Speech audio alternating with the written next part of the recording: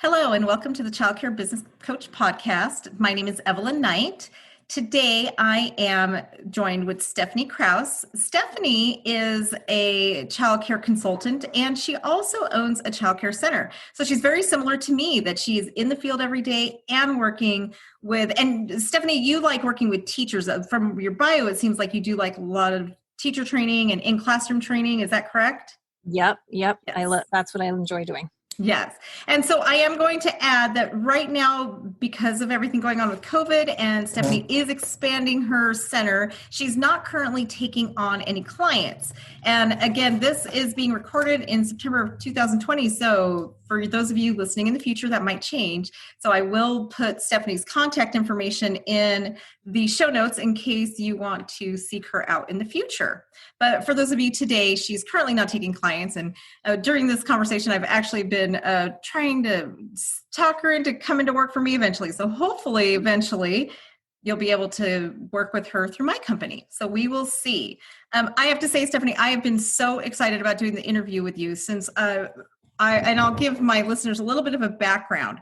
I saw a video that you posted on Facebook that just the whole time I'm watching, I'm like, yes, I love it. That's what I believe in. And it really resonated with me. You summed up so much of my personal beliefs about guidance in early childhood education and the approach and the current culture right now in ECE on behavior issues. I think you summed it up so beautifully that I messaged you immediately like, we've got to talk. I've got to get you on my podcast.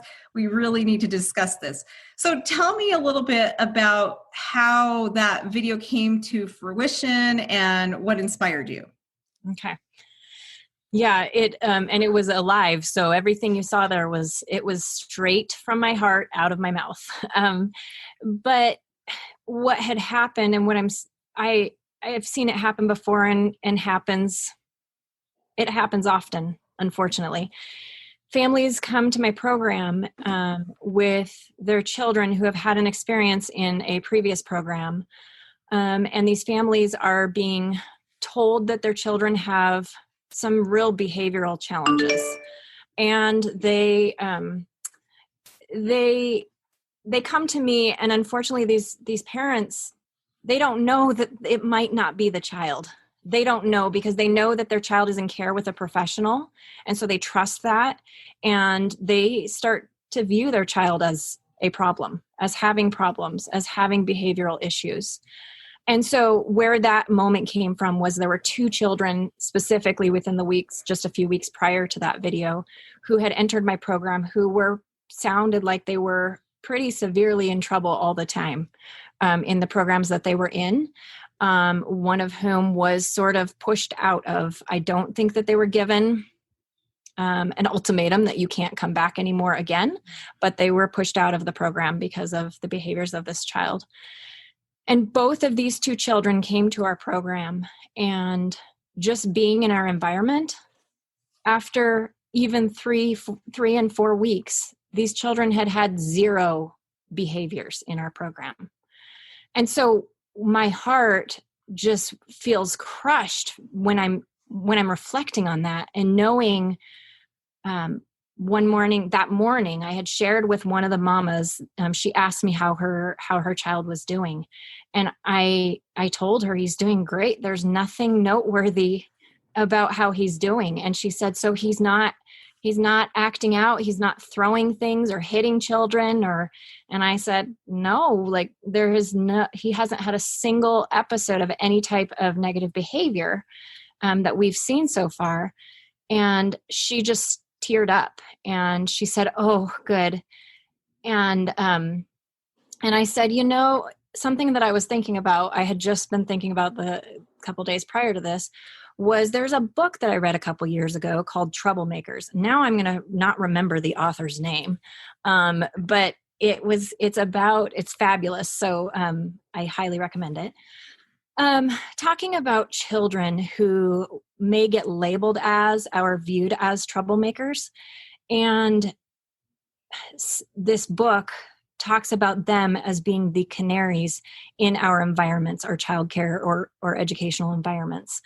And for those who aren't familiar with what that is, what that's referring to, in the coal mines, something that I don't know the full history, but I do know is canaries were taken into coal mines as an indicator for when oxygen was low. And when the oxygen was low, the canaries would die. Now, I don't know if they went crazy before they died or if they just died, but the whole point was, if you see the canary die, you know something's wrong with the environment and you need to get the heck out of there. So I shared this with this mom, is that's my perception of these children who are having challenging behaviors. The first thing we need to look at is that, especially if it's something that's consistently happening, that we're consistently struggling with behaviors, we need to look at the environment and see what in the environment needs to change, because there might be children who are doing just fine in that environment, but that doesn't necessarily mean the environment's okay. We maybe could improve some things to support children better. And when I told this mama that, she did start crying, and she shared that her husband was labeled as a troublemaker, and he's been so scared that his son was going down that track, and scared for his future to have the shame that came along for him with that. So that's where it came from. That was what that moment was to me. And like I said, this happens often, and my heart is, the educators who are struggling with challenging behaviors, I want them to know there is a different way in viewing children and in supporting them, so that you aren't stuck in that spot repeatedly struggling with challenging behaviors. So that was why I did that post. And I could not agree with you more. And it's interesting. You're much more kind, I have to say, than I am a lot of times with my staff. One of the things that I train is 90% of behaviors are the adults. That is not the child. Whether it's the parents, it's the teachers, it is the adult. And we do have control. And I know a lot of teachers and whoever is listening out there, they're going to think, well, then it's coming from home. We do have control, regardless of what their home environment is. Other than like special needs that need additional support, we can help these children. And I also have a very similar story to yours, which is why your video really resonated with me. And it just happened to me within the last 6 months also. We had a parent too who just frantically was trying to get their child into my center.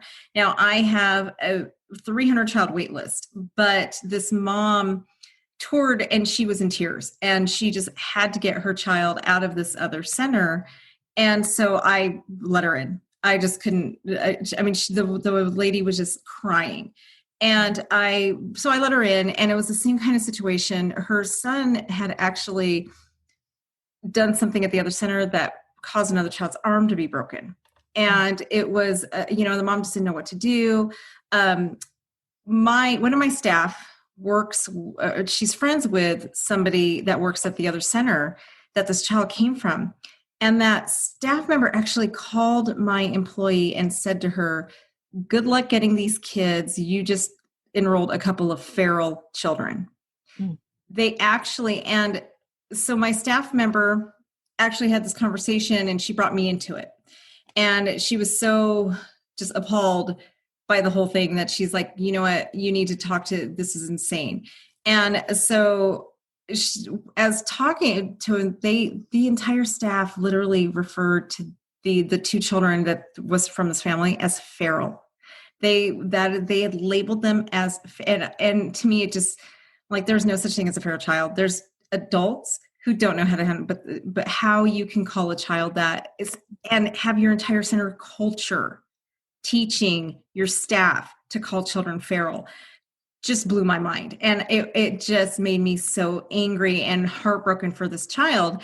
And just like you were saying, when they came into my program, we didn't have the problems. We did not see the behavior issues. At first, maybe the first week, there was some issues. But once they learned the routines and we gave them the guidance and set up those expectations, we no longer saw that. And it just goes to show that as adults, we do have control. We do, we really do have control of how children behave. And we just put so much responsibility on these children when in reality, we are not making our expectations clear and we're not teaching them. Our job as early educators, our number one biggest responsibility should be to help give them the social emotional skills that they need to function in life. And we often forget that as humans, we are not born with those skills. It is our job to teach it, not to just expect children to know. So one of the things that you mentioned in that video that I really loved also that I want you to touch on is how we perceive different behaviors. You talked about hitting and biting and throwing. Those are the three examples you used, and how we perceive them as bad, but you explained how they're really not bad. So can you talk a little bit about that? Yeah, if I remember correctly what you're talking about. So the behavior of hitting isn't bad, but there are certain things that are okay for hitting and other things are not. Like humans are not great for hitting. And same with biting, with kicking, with any behavior that we have.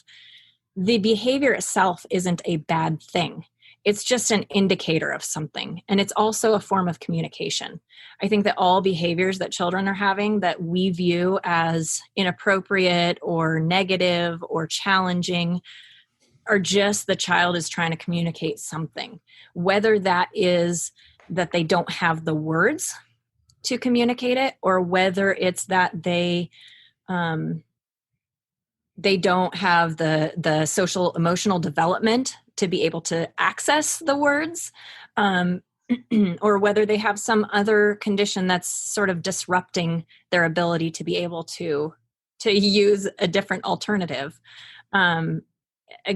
Again, that just goes back to that the behavior isn't bad. I mean, a child can punch and kick a pillow, and that's not a bad thing. They can kick a ball. They can hit punching bags. They can do all kinds of things that it's not a bad thing inherently. It's just helping them understand what is okay for biting, kicking, hitting, and what's not.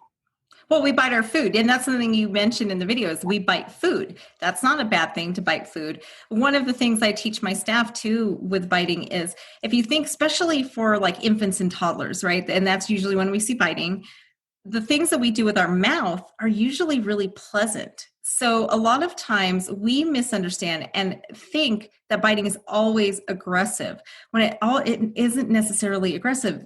We give them kisses with our mouth, right?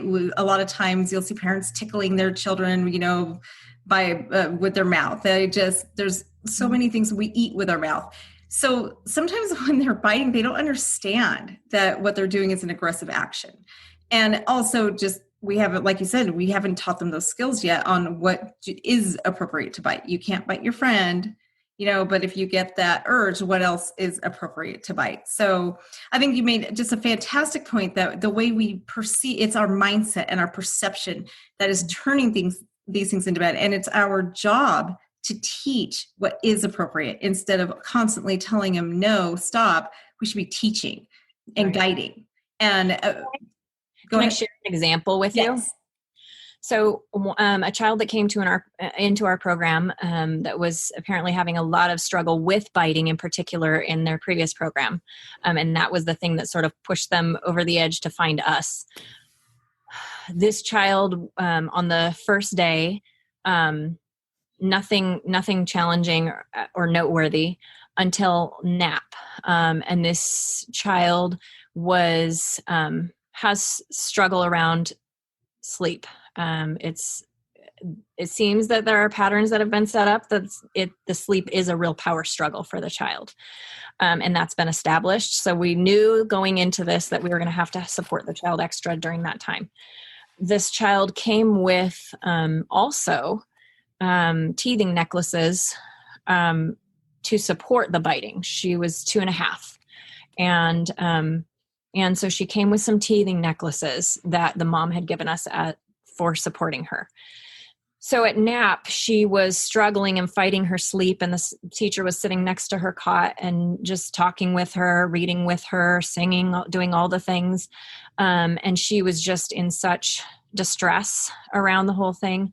And she eventually started to just kind of wind down and laid her head on the teacher's lap, and had her teething necklace and in her hand. And she was chewing the teething necklace and then started chewing her finger. And then as she was drifting off to sleep, bit the teacher.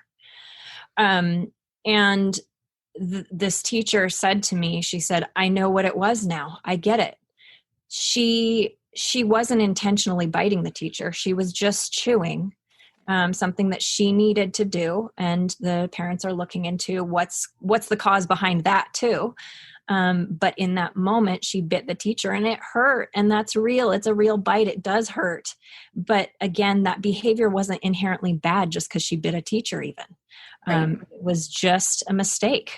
Right. And falling asleep. Yeah.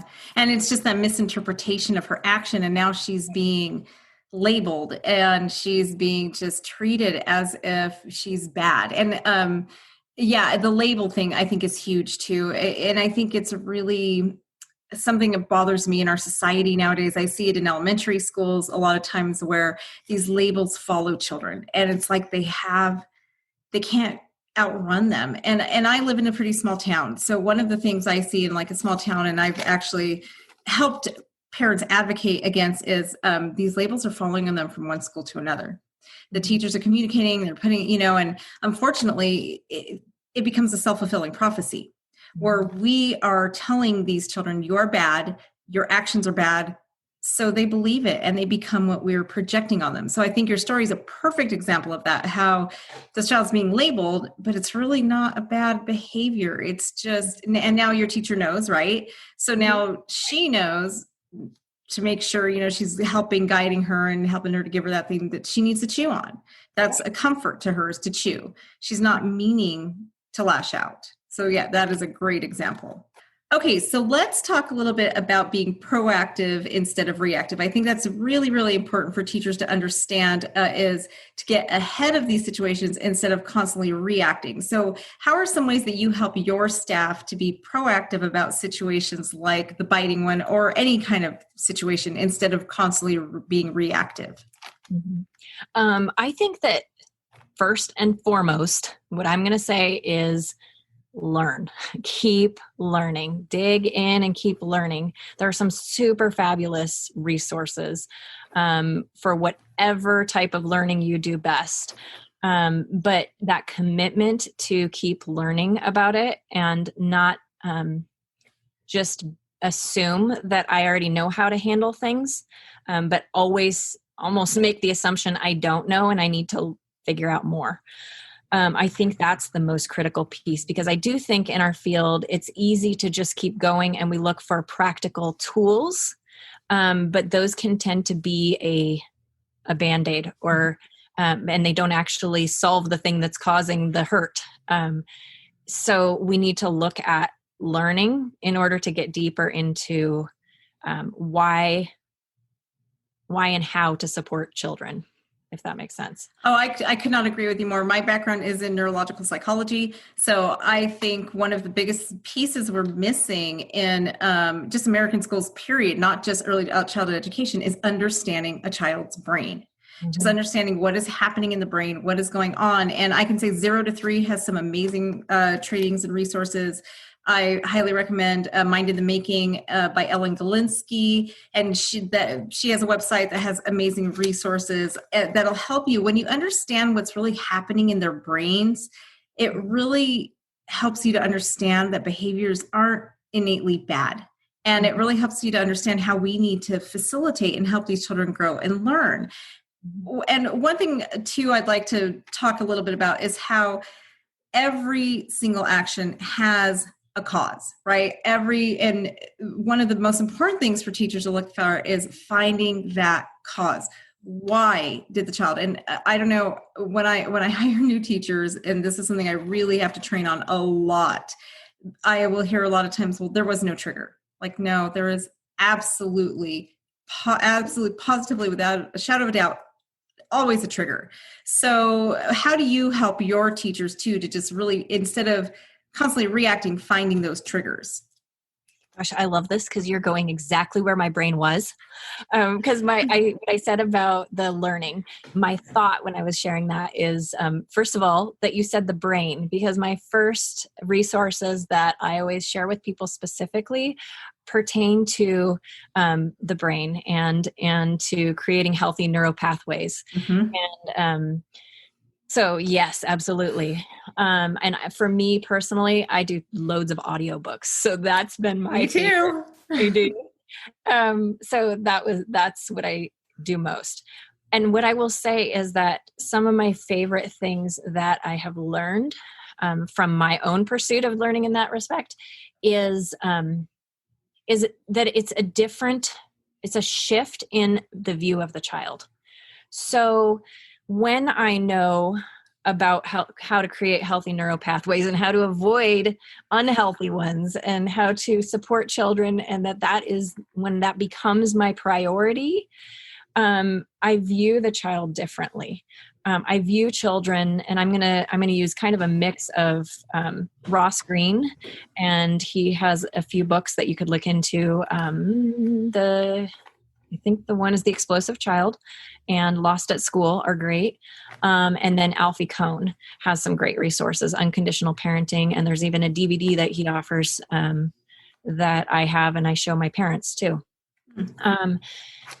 But it's a different shift. And Ross Greene talks about it like our society views children as that they do well if they want to do well. So then our role is to try and make them want to do well.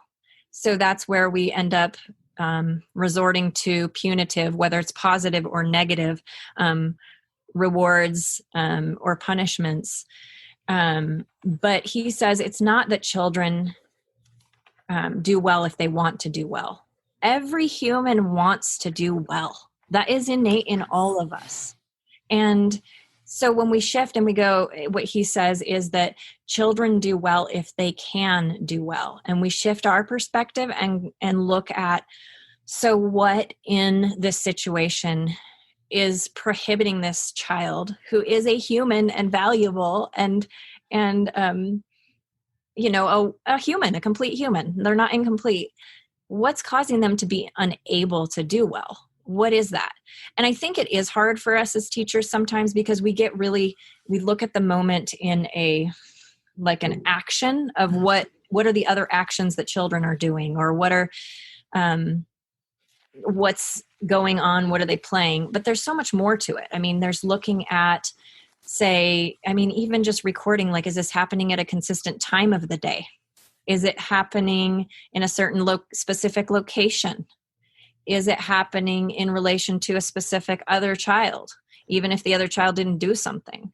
But we sort of think of that, what you're talking about, a triggering, I think you said triggering, I forget the word you used. Yep. Triggering behavior, or triggered the situation. We tend to think of that as like, did another child do something? And sometimes it is that, but it's not always that. Yes. It can be, is it that they're hungry? Is it that they're tired? Is it that something outside of our program happened and they just came in and they're carrying that with them emotionally? Right. But I think all of that, we're able to do that when we shift our perspective. And Alfie Kohn, the way he talks about it in the Unconditional Parenting is that what we do is we approach things less from a doing to perspective. So we're not doing things to children in our, I'm going to say behavior management because that's what people call it, or our discipline methods, which really we're talking about guidance practices. Right. Instead of having a view of that it's my job to do things to the child to get them to do what I want, we need to have the perspective that we're working with the child to get them to where we aspire them to be, right. And who they fully are.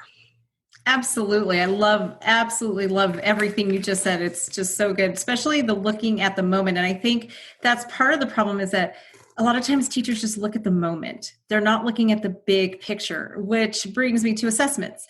And what you said earlier about you've got to constantly be learning. This is where observations are going to come into play because, like you were saying, we don't know. Something could have happened that morning, right? Or maybe the child went to bed last night and had something really traumatic happen to them at bedtime, which is now causing them to not want to take a nap. But if you don't do the digging, you're not going to know that that trigger might have happened 15 hours ago, right? Which is where observations and, just really having that in-depth understanding of how do you dig deep to figure these things out so we can help the child, because ultimately it is our job as leaders and as teachers, whatever you are in ECE, if you choose to go into this field and you're taking on the responsibility for caring and nurturing children, it's our responsibility to help them as much as we can, which means when they are struggling, we need to dig and find out what can we do, what is lacking in their life or what is happening in their life that is causing this, and how can we help them through it. So I absolutely love that. Just seeing beyond the moment and seeing the big picture. Yeah. The other thing I think I'd like to point out too is environment, right? I think that's something that a lot of preschools that I see don't understand how important the environment is. And not just what the teaching staff, but how is your classroom set up?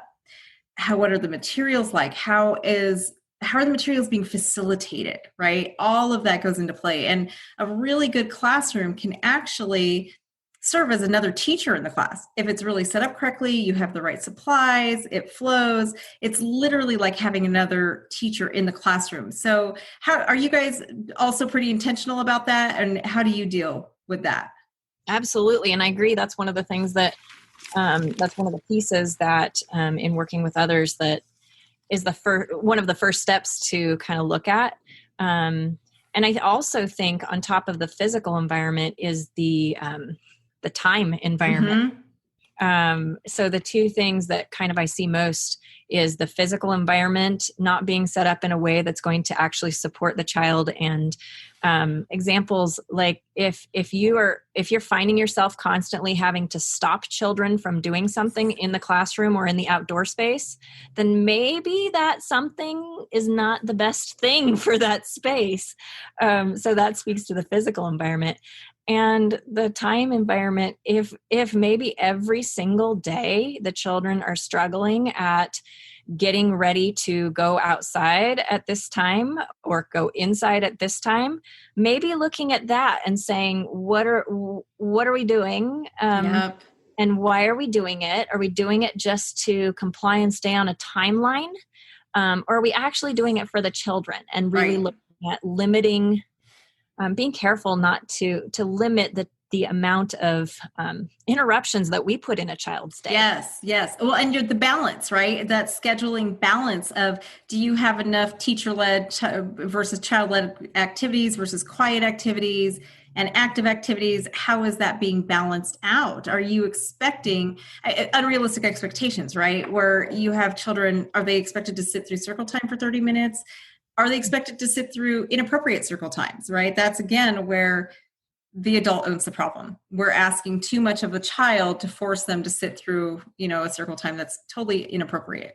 So yes, I could not agree with you more that just that daily schedule, the environment. When I go into centers that I'm working with, one of the first things I look at is how the classroom set up. And I always know that there's a major lack of experience if you see everything shoved against walls, and the entire middle of the room is just wide open. You just know, oh boy, we need to do a lot of training here. So that's one of my biggest, oh my goodness, yes. Yeah. That big open space to a young child, you know what that says? Their brain says, run, wrestle, run. Exactly. Yeah. So those of you listening, if your furniture is shoved up against walls and you got to look at your environment, find a book on environments, because that's definitely asking for behavior issues for sure. Well, Stephanie, this has been amazing and wonderful. I think you've been one of my favorite interviews so far. You and I are so aligned. It's been awesome. Do you have any last thoughts you'd like to add? Oh gosh. Much, right? Talk about it for days. This is just, I'm so passionate about it. And my heart is that I know that providers who aren't already embracing this, what we're talking about, it's not because they don't intend to. Right. I know that they want to, and maybe they just haven't heard. Maybe They just don't know. Right. They just don't know.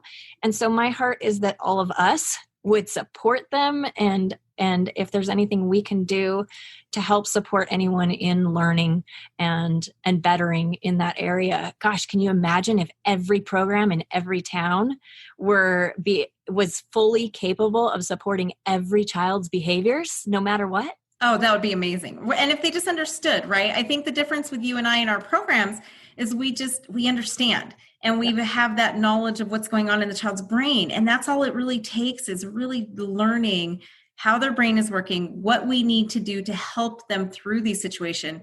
And that's it. So, I mean, I know I make it sound easy, right? But there's a lot of learning that goes into that. But yeah, it starts there. If you really have that desire, that's where I'd say just start there. If you really have that desire to help these children and understand, it doesn't mean there's no such thing as a bad kid. There is no such thing as a bad child. It's